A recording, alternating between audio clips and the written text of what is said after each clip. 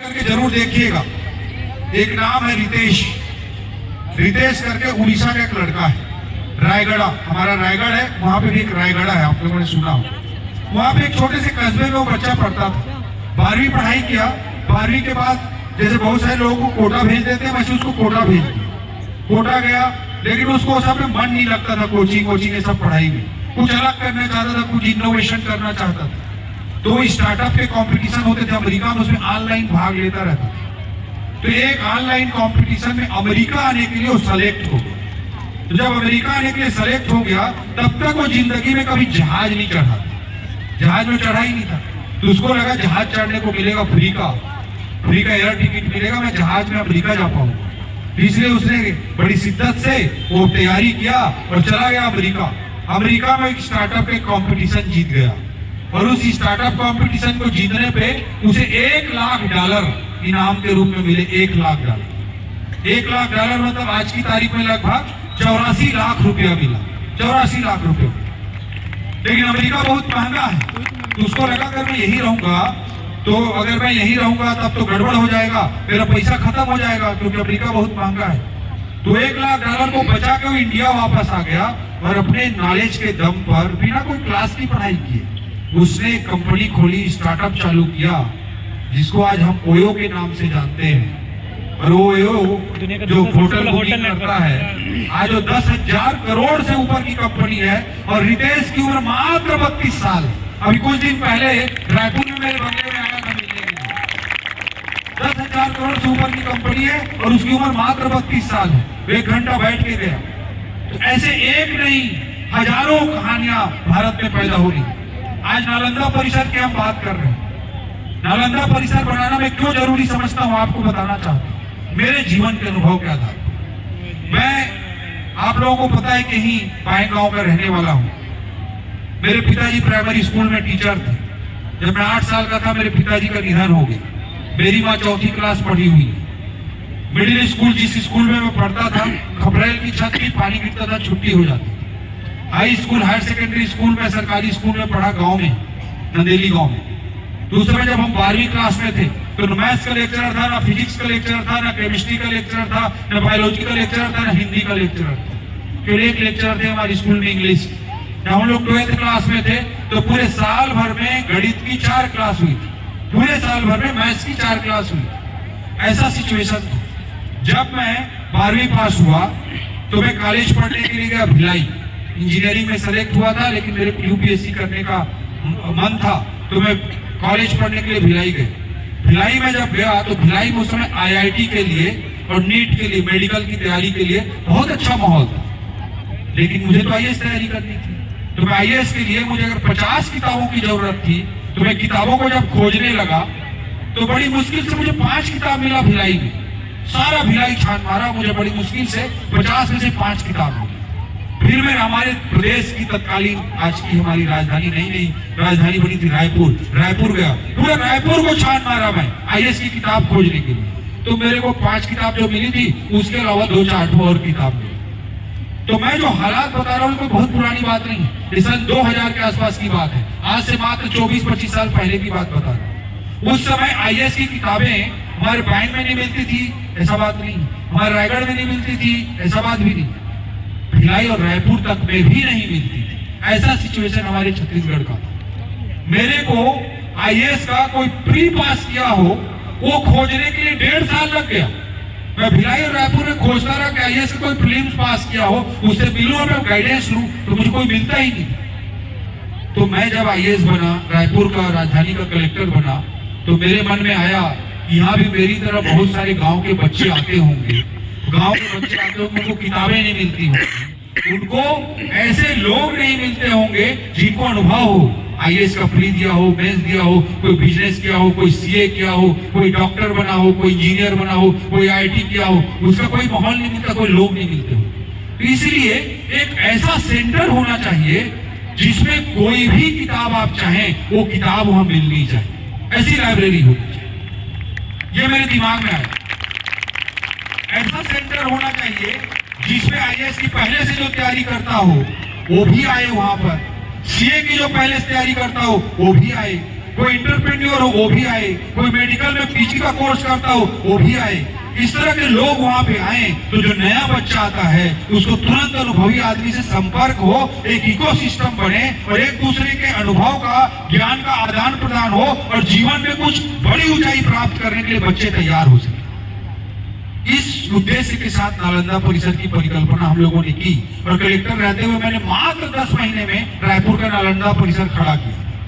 24 घंटे वो लाइब्रेरी चलती है, फ्री वाईफाई कनेक्शन है, दिवाली, होली, स्वतंत्रता दिवस, गणतंत्र दिवस के दिन भी वो कोई छुट्टी नहीं होती है, पूरे सीसीटीवी कैमरा लगे हैं सुरक्षा की दृष्टि से।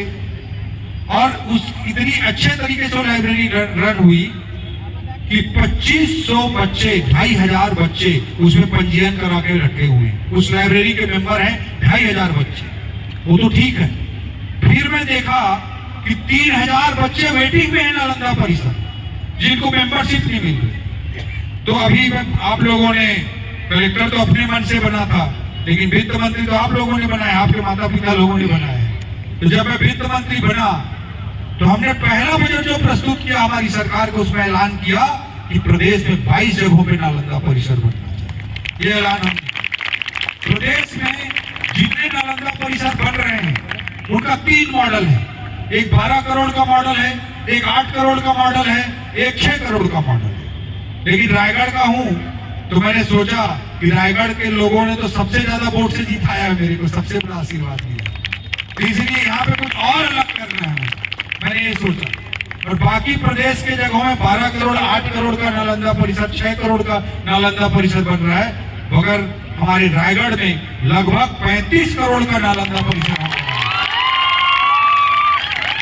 तो अब मैं वित्त मंत्री हूँ तो बाकी जिलों में 12 करोड़ का बनाऊंगा और रायगढ़ में 35 करोड़ का बनाऊंगा, तो बाकी विधायक, बाकी मंत्री, बाकी जिले वाले क्या बोलेंगे? वित्त मंत्री पक्षपात कर रहा है, बोलेंगे ना। तो इसलिए हमने तय किया कि हमारे राज्य के बजट से 1 रुपया हम नहीं लगाएंगे, पूरा का पूरा पैसा यहाँ के उद्योग में चलने वाले जितने उद्योग हैं उनके CSR के पैसे से, NTPC के पैसे से हमें नालंदा परिसर बनाया। हमने सरकार का बिना 1 रुपया लगाए, सरकार का बिना 1 रुपया लगाए रायगढ़ में 35 करोड़ के लगभग लागत आखिरी तक जाएगा, सारा किताब, कॉपी, वाईफाई सब कुछ जोड़ते हुए 35 करोड़ की लागत से प्रदेश का सबसे बड़ा नालंदा परिसर आप लोगों के आशीर्वाद से बनाने जा रहे हैं। तो ये एक सोच है।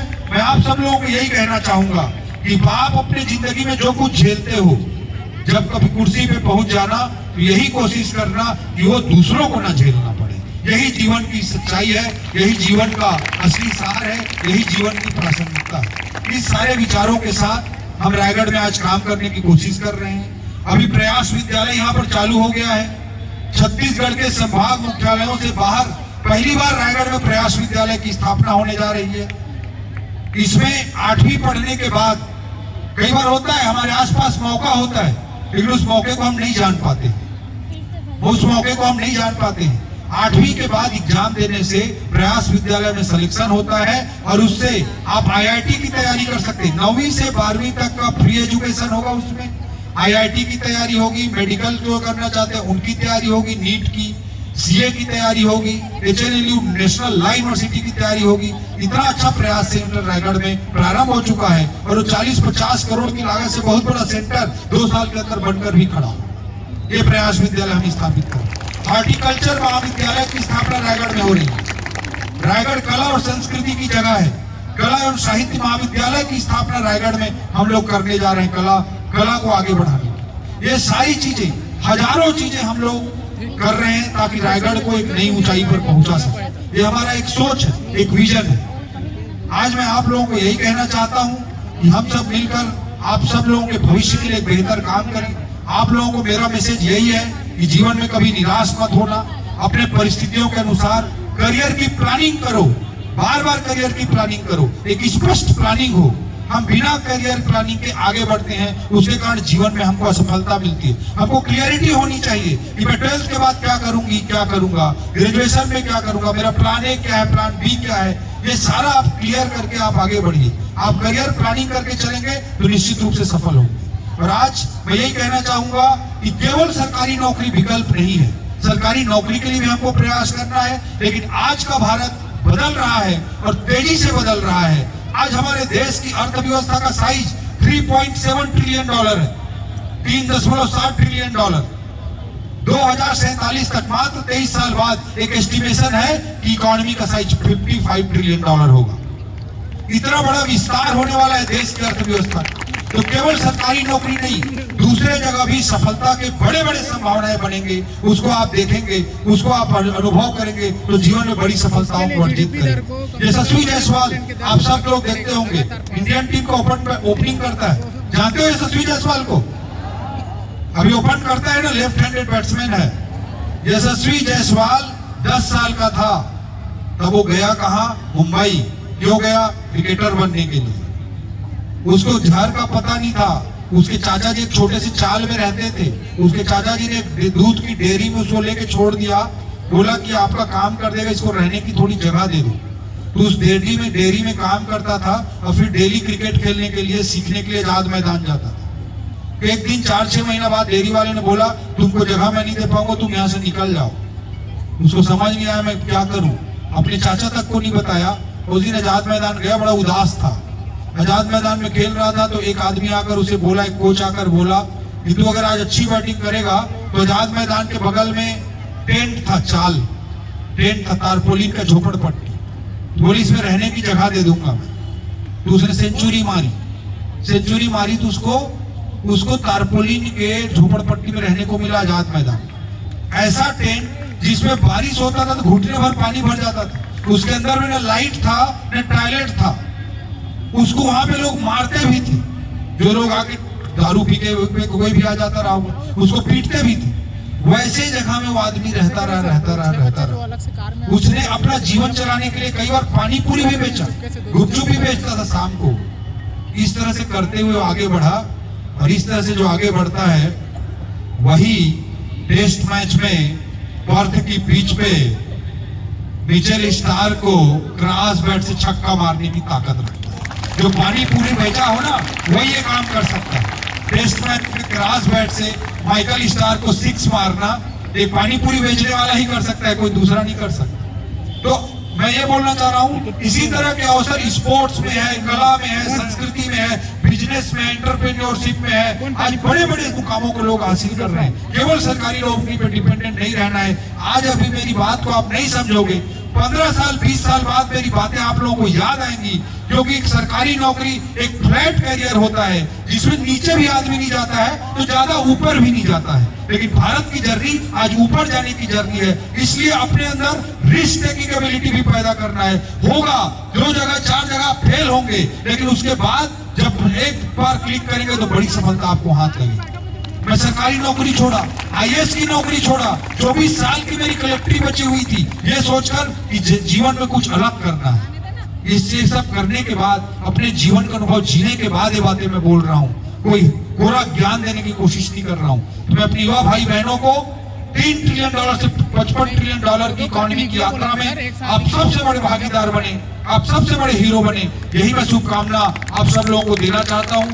और रायगढ़ में आने वाले वर्षों में हम लोग ऐसा माहौल बनाएंगे कि हमारे युवा भाइयों को, बहनों को एक नई दिशा मिल सके, कुछ अच्छा करने के लिए प्रेरित हो सके। और हमारे रायगढ़ का नाम दिल्ली में राष्ट्रीय स्तर पर ही नहीं, अमेरिका, यूरोप, ऑस्ट्रेलिया, चाइना, सब जगह अंतर्राष्ट्रीय स्तर पर भी हमारे रायगढ़ की ओर डंका बजाएं। इस तरह का हम माहौल और परिवेश पैदा करेंगे। अगर आप लोग इस तरह की सीरीज चाहेंगे जिसमें आदरणीय आनंद जी आए हैं, तो देश के जो बेस्ट ब्रेन हैं उनका हम कंटिन्यूअसली सीरीज कराएंगे, ताकि हमारे बच्चों को लगातार कुछ अच्छा मिलता रहे। मनोज शर्मा 12th फेल जानते हो ना, आनंद जी का भी अच्छा दोस्त है। और हम लोग 12th फेल की जो फिल्म बनी है उसमें हम लोग साथ ही तैयारी करते थे। UPSC का रिजल्ट देखने मनोज, श्रद्धा हम लोग एक साथ गए थे, 10-12 लोग।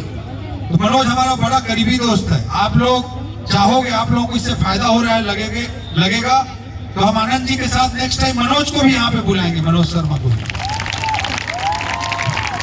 इस तरह से जो बेस्ट ब्रेन है, रितेश का मैंने जिक्र किया, जिसने 32 साल की उम्र में 10,000 करोड़ से ऊपर की कंपनी बनाई, उसको भी हम बुलाएंगे। IAS के दुनिया में विजन IAS का ग्रुप खड़ा करने वाला लड़का अजय मेरा रूम पार्टनर हुआ करता था, आज 400-500 करोड़ रुपए का सालाना टर्नओवर है उसका, उसको भी मैं लेकर आऊंगा, जिसने आईएएस का कभी एग्जाम ही नहीं दिया और पूरे दुनिया का सबसे बड़ा कोचिंग चलाता है। तो इस तरह के बिजनेसमैन है लोग, तो उसको भी मैं लाऊंगा आप लोगों के बीच में। तो रोमन सैनी अनअकैडमी, आप लोग देखते हो क्रिकेटर लोग उसी का टी शर्ट पहने रहते हैं, 2 साल आईएएस की नौकरी करके छोड़ दिया, उसको भी मैं बुलाऊंगा आप लोगों के बीच में। तो आप लोगों को अगर अच्छा लगेगा तो ये जरूर हम ये सब करेंगे। आप लोग एक बात और कर दो, नेता जब कोई अच्छा काम करता है तो लोगों को लगता है इसका जरूर कोई चाल होगा, ये लगता है जरूर इसका कोई स्वार्थ होगा। आज फिर भी सार्वजनिक मंच से स्पष्ट रूप से बोलना चाहता हूं, मेरे को जीवन में माँ सरस्वती ने आशीर्वाद दिया है, और आज की दुनिया मैंने कहा कि नॉलेज बेस्ड दुनिया है, यहाँ जो सरस्वती का उपासक है लक्ष्मी अपने आप उसके पीछे पीछे आ जाती है। माँ सरस्वती की कृपा से मेरे को जीवन में बहुत कुछ आर्थिक अर्जन में अपने ज्ञान के दम पे कर लेता हूँ, मेरे को किसी चीज की जरूरत नहीं है, न ही राजनीति में भी कोई पद का कोई कुर्सी का मेरे को लोभ मोह है। I am very clear on this. आप लोगों को ये सारे कार्यक्रम, ये नालंदा परिसर, ये हॉर्टिकल्चर कॉलेज, ये प्रयास विद्यालय, आनंद जी को बुलाना, ये करियर गाइडेंस, करियर की पुस्तिकाएं, इसलिए मैं नहीं कर रहा हूं कि अगली बार मेरे को वोट दोगे कर। मैं कोई भी काम वोट के लिए नहीं कर रहा हूं। लोकतंत्र में वोट देने का अधिकार आप लोगों का अधिकार है, जिसे देना है दें, इसका कोई संबंध नहीं है। ना ही मैं जीवन में कहूंगा कि मैंने आपके लिए किया इसलिए मेरे को वोट दो, मैं ये जीवन में कभी नहीं कहूंगा। आप लोगों को हमारी पार्टी का सोच है, नरेंद्र मोदी जी की पार्टी का सोच है कि भारत को विकसित राष्ट्र बनाना है, ये हमारी सोच का हिस्सा है, ये हमारी वोट और राजनीति का हिस्सा नहीं है। हमारे पार्टी के लोग आज यहाँ सब लोग उपस्थित हैं, हम लोग सब लोग इसलिए काम नहीं कर रहे हैं कि हमको हमारी पार्टी को वोट मिलता रहेगा। वोट देना आपका अधिकार है। मैं आप स्पष्ट रूप से कहता हूं कि हमारे देश को हमको विकसित राष्ट्र बनाना है, हमारे युवाओं को राष्ट्रीय अंतर्राष्ट्रीय स्तर पर पहुंचाना है। इस सोच, इस विचार और इस विजन के साथ हम काम कर रहे हैं, कोई वोट बैंक की पॉलिटिक्स नहीं कर रहे हैं। I am very clear on this, और आप लोगों को क्लियरिटी रहे। आप सभी लोगों को मेरी शुभकामनाएं कि आज से 10 साल बाद आपके माता पिता का नाम आप रोशन कर सकें, रायगढ़ को आपके नाम से जाना जाए, कोई डॉक्टरी में, कोई इंटरप्रेन्योर के रूप में, कोई बड़े बिजनेसमैन के रूप में, कोई अच्छी स्पीकर के रूप में, कोई अच्छे मीडिया के साथी के रूप में, कोई अच्छे आईएएस के रूप में, कोई अच्छे एसपी के रूप में, पूरे देश और दुनिया में हमारे रायगढ़ का नाम आप सब रोशन करें। मैं आप सबको शुभकामना देना चाहता हूं। आपके माता पिता का नाम रोशन करें, आप हमारे रायगढ़ का नाम रोशन करें। और आज आप लोग जो सिग्नेचर करते हैं वो महज एक हस्ताक्षर है। मैं आप सबको शुभकामना देता हूं कि आने वाले 10 सालों बाद आप सब लोगों का हस्ताक्षर ऑटोग्राफ बन जाए। आनंद जी को सुनना है। बहुत बहुत धन्यवाद। आप लोगों को जीवन में आगे बढ़ना। धन्यवाद।